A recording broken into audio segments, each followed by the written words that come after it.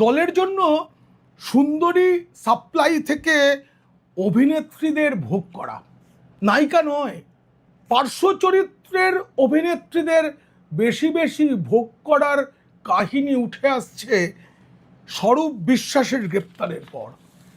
মমতার প্রিয় ভাই প্রাক্তন মন্ত্রী অরূপ বিশ্বাস, যিনি মেসির সঙ্গে ছবি তুলতে গিয়ে বড় কেলেঙ্কারি করেছেন, তারই ভাই স্বরূপ বিশ্বাসের কাণ্ড কারখানা শুনলে আপনারা চমকে উঠবেন, ঘেন্না হবে। এই যে সুন্দরী সাপ্লাইয়ের সুযোগ তিনি পেয়েছেন, এই সুযোগটা তাকে করে দিয়েছেন সততার প্রতীকও। তিনিও সুবিধা নিয়েছেন, আমি বলবো, আপনাদের দেখাবো। আর সেই কারণে স্বরূপের প্রতি সততার প্রতীকের ভালোবাসা কম নয়। নিজে হাতে পুরস্কার তুলে দিয়েছেন, আর রাজ্যের ছোট বড় মন্ত্রী থেকে তৃণমূলের মেজর সেজর নেতারা নানা রকমের সুযোগ সুবিধা নিয়েছেন, অভিনেত্রীদের কাছে পেয়েছেন। আর স্বরূপ নিজে অভিনয়ের কাজ দেওয়ার সুযোগ করে দিচ্ছেন, এই হিসাবে মোটা টাকা পুরস্কার নিতেন, মোটা টাকা। আগে টাকা দাও, তারপরে তুমি অভিনয়ের সুযোগ পাবে। ছেলেদের তো শুধু টাকা, আর মেয়েদের বলবো, সব কাহিনী আপনাদের বলবো, সব কাণ্ড কারখানায় স্বরূপের আমি ফাঁস করব। তার আগে বলি, এখনো যারা শুধুই আমার ভিডিও দেখছেন তারা সাবস্ক্রাইব করুন, অনেক মানুষের কাছে পৌঁছে দিন, শক্তিশালী করুন পিনাক্কি বলছেকে। কিভাবে অভিনেত্রীদের ভোগের এবং রাজনীতির জন্য ব্যবহার করেছে বিশ্বাস অ্যান্ড কোম্পানি, সেটা জানতে দেখুন ও শুনুন পিনাক্কি বলছে। এই গুণধরের নাম স্বরূপ বিশ্বাস। পদবিটা বিশ্বাস হলেও তাকে বিশ্বাস করা যেত না, কিন্তু উপায়ও নেই, কাজ পেতে হবে তো। তার মানে কাজের বিনিময়ে অর্থ থেকে শরীর অনেক কিছুই দিতে হয়েছে অভিনেতা অভিনেত্রীদের। এখন স্বরূপ গ্রেপ্তারের পর যা প্রকাশ্যে আসছে এবং অনেকেই যেভাবে মুখ খুলছেন, তাতে এই প্রশ্নটা উঠছে, এতদিন তারা চুপ ছিলেন কেন? প্রথম কথা হচ্ছে, ডাইনিতন্ত্রের অবসান হয়েছে রাজ্যে, এখন তাই ভয়টা নেই, ভরসা হচ্ছে যে শাস্তি হবে। স্বরূপ বিশ্বাসের বিরুদ্ধে মুখ খোলায় স্বরূপ বিশ্বাস গ্রেপ্তার হয়েছেন, এত বড় ঘটনাটা ঘটেছে। টালিগঞ্জে স্বরূপ কথায় কথায় ব্যান করে দিতেন, এমনকি তৃণমূলের সাংসদ দীপক অধিকারী, বড় অভিনেতা, এমন একজন নায়ক পরিচালক প্রযোজককে এমন একজন নায়ক তথা প্রযোজককে ব্যান করে দিতে চেয়েছিলেন স্বরূপ বিশ্বাস। এবার চতুর্থবার সততার প্রতীকের সরকার হলে দেবকে ব্যান করে দেওয়া হতো, এই আশঙ্কা দেব নিজে প্রকাশ করেছেন। মদন মিত্র তো চিরকালই সুন্দরী সঙ্গী কাছে পেতে ভালোবাসেন, সব পাখিতেই মাছ মেরে খায়, মাছরাঙাটা কলঙ্কিনী। মদন মিত্রের নাম শুনলেই এগুলো মনে হয়, কিন্তু তৃণমূলের আরও নেতা মন্ত্রীরা কিভাবে স্বরূপের থেকে সুযোগ নিতেন এবং স্বরূপ কিভাবে সুন্দরী সাপ্লাই করতেন, সে কাহিনী বলবো। সে কাহিনী বলার আগে একটু টালিগঞ্জের যে কান্না সেটাও জানানো দরকার। টালিগঞ্জের এই সর্বা হয়ে ওঠা, মানে তৃণমূল ক্ষমতায় আসার পর এই স্বরূপ বিশ্বাসের অঙ্গুলি হিলনেই চলতো যাবতীয় শুটিংয়ের কাজ। স্বরূপের গ্রেপ্তারি হলো একজন মহিলার অভিযোগের ভিত্তিতে। আপনারা জানেন তিনি মেকআপ আর্টিস্ট, সেই রূপটান শিল্পীর যে অভিযোগ, তিনি স্বরূপের বিরুদ্ধে আগেও অভিযোগ জানিয়েছিলেন, কিন্তু তখন স্বরূপের বিরুদ্ধে কোনো ব্যবস্থা নেওয়া হয়নি। এবার স্বরূপ জেলে গেছে, আর তারপর সেই মহিলা বলেছেন, রাক্ষসটাকে জেলে পৌঁছে দিতে পেরেছি, খুব আনন্দ হচ্ছে। এই আনন্দ তিনি বলছেন শুধু আমার জন্য নয়, সবার জন্য। ওকে দেখলে মন থেকে ঘেন্না আসতো। একটা মানুষ টাকা পয়সার ভোগী, নারী লিপসু। সেই সঙ্গে ওই মহিলা বলেছেন, ওই শিল্পী, রূপটান শিল্পী বলেছেন, মেয়েদের নিয়ে অবৈধ কারবার ছিল। একই সঙ্গে ওই মহিলা মানে ওই রূপটান শিল্পী বলেছেন মেয়েদের নিয়ে অবৈধ কারবার ছিল স্বরূপের। স্বরূপের লোকেরা যখন স্বরূপের বিরুদ্ধে এই মহিলা অভিযোগ করেন, স্বরূপের লোকেরা তাকে পরামর্শ দেন, তুমি বরং এসব না করে ওদের মহিলা সরবরাহ করো, ওদের প্রতি সপ্তাহে নতুন নতুন নারী সঙ্গের দরকার হয়। আমার বলতে লজ্জা লাগছে, কিন্তু যেটা শুনেছি সেটা বলা দরকার। ওই মহিলাকে বলা হয় একদিন বা দুদিন স্বরূপ বিশ্বাস বা বাপি মালাকারের শয্যাসঙ্গী হয়ে যাও। মহিলা হতবাক হয়ে গিয়েছিলেন। তিনি বলছেন কথাটা শোনার পর পায়ের তলা থেকে মাটি সরে যাচ্ছিল।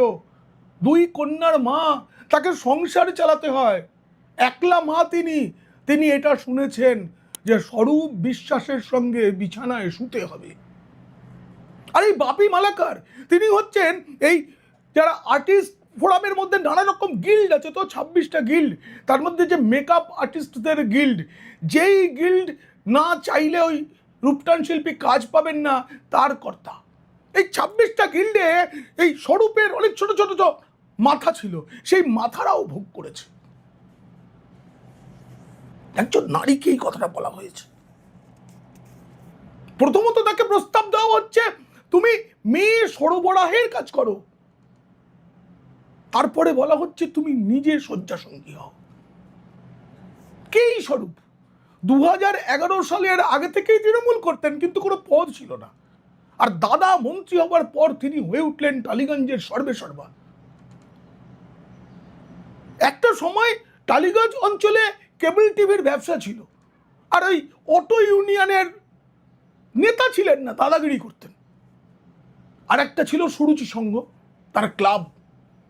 পরবর্তীকালে যে ক্লাবের পুজোটা মন্ত্রী অরূপ বিশ্বাসের পুজো নামে বিখ্যাত হয়ে ওঠে, কাতারে কাতারে মানুষ যেতেন। এই পুজোটাকে বিখ্যাত করেছেন কে?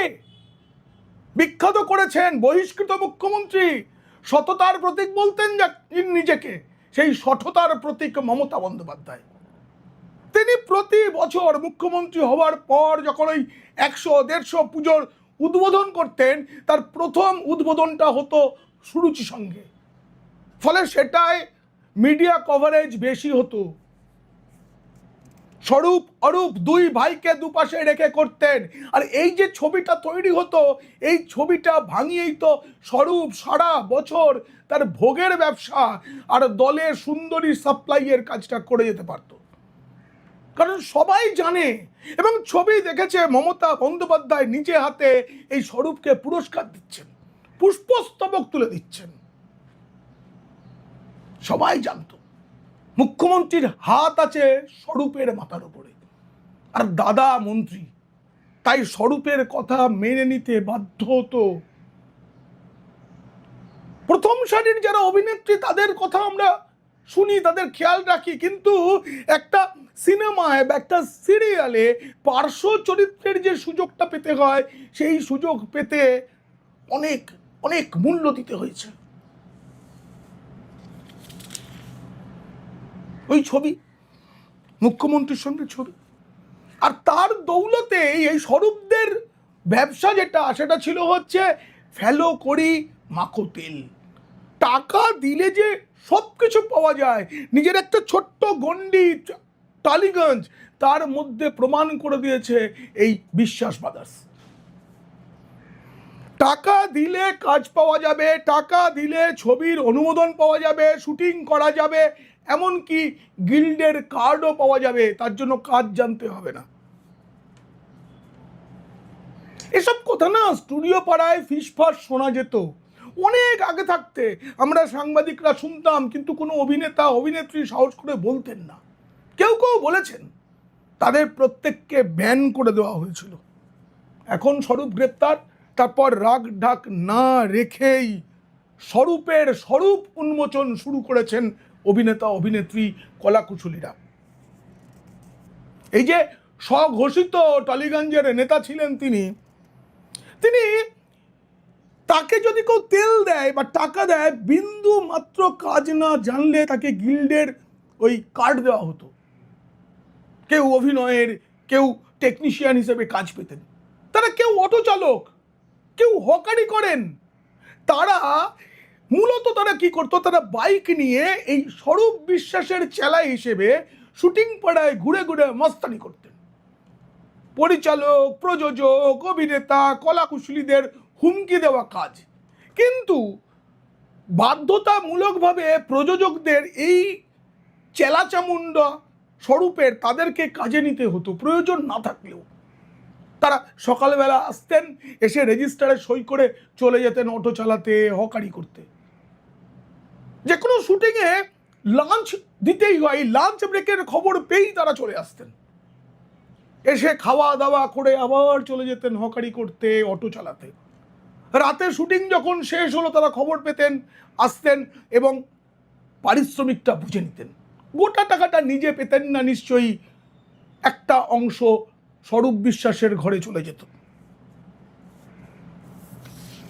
এই যে ফুতুরে গিল্ড কর্মী তৈরি করা, কিভাবে জানেন? একটা শুটিংয়ে 120 জন নিতেই হবে। ধরা যাক একটা ছোট কাজ হচ্ছে, সেই কাজে এতজনকে নিয়ে কাজ করার দরকার নেই এবং করলে খরচ বেড়ে যাবে, কিন্তু নিতেই হবে। একজন পরিচালক বলছেন আমার একজন ওই ট্রলিম্যান দরকার, মানে ক্যামেরাটা যে ট্রলিতে রেখে ট্রলিটা ঠেলে নিয়ে যাওয়া হয়। কিন্তু স্বরূপের নিয়ম বেঁধে দেওয়া, একজন নেবে, তার সঙ্গে 3 জন অ্যাসিস্ট্যান্ট নিতে হবে, যারা পাশে দাঁড়িয়ে থাকবে, তারা হকারি করতে চলে যাবে, তারা অটো চালাতে চলে যাবে, ফিরে এসে টাকাটা নেবে। এই সব করতে করতে এই স্বরূপ বিশ্বাসের প্ল্যানিংয়ে শুরু হয় গুপি শুটিং। এই গুপি শুটিং বিষয়টা কি আপনাদের একটু খুলে বলি।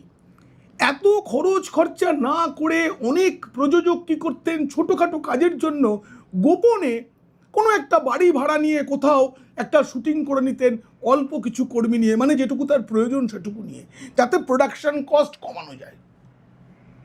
ধরুন একটা 20 সেকেন্ডের বিজ্ঞাপন তৈরি হবে, তার জন্য 120 জন লোককে নিয়ে গেলে যে বাড়িতে শুটিং বা যে ফ্লোরে শুটিং, সেখানে তাদের থাকার জায়গা নেই। ফলে ছোট একটা টিম নিয়ে তারা কাজ করতেন। আর এই স্বরূপের যে পোষা বাহিনী, সেই বাহিনী বাইক নিয়ে খুঁজতো কে কোথায় গুপি শুটিং করছে। আর এই গুপি শুটিং ধরে ফেলার পর মোটা টাকার জরিমানা প্রযোজকরা বেশিরভাগ ক্ষেত্রে দিতে বাধ্য হতেন, কারণ শুটিংটা আধখানা হয়ে গেছে। যে সংস্থার হয়ে বিজ্ঞাপন বা ওই কাজটা করা হচ্ছে, তাদেরকে কাজটা নির্দিষ্ট সময় দিতে হবে, আবার নতুন করে শুটিং করা সম্ভব নয়, তখন এই জরিমানার টাকা দিতে হতো। আপনারা শুনলে আশ্চর্য হবেন, টালিগঞ্জে যে কোনো শুটিং হলে কোন কোম্পানির থেকে গাড়ি নিতে হবে, কে ব্রেকফাস্ট সাপ্লাই করবে, কে লাঞ্চ দেবে, কোথা থেকে টেবিল চেয়ার আসবে, কোথাকার মিনারেল ওয়াটার আসবে, সব কিছু ঠিক করত এই স্বরূপ বিশ্বাস অ্যান্ড কোম্পানি। তাতেই 50 টাকার ব্রেকফাস্ট হতো 80 টাকা, 120 টাকার লাঞ্চের দাম পড়তো 200 টাকা।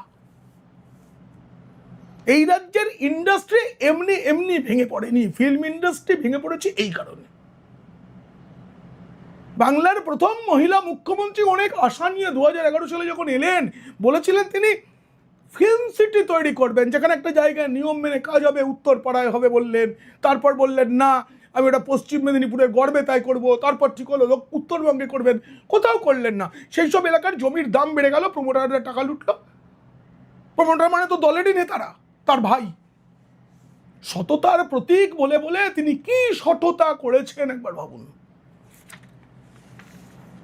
কিন্তু সবচেয়ে বড় কথা কি জানেন, এই রাজ্যের ভবিষ্যৎটা নষ্ট হয়েছে। বাংলা থেকে এখন অনেকেই উত্তরপ্রদেশে বা অন্যত্র শুটিং এর কাজে যান, কিন্তু অন্য রাজ্য থেকে সিনেমা করতে কেউ বাংলায় আসে না। কেন? বিদেশিরাও না।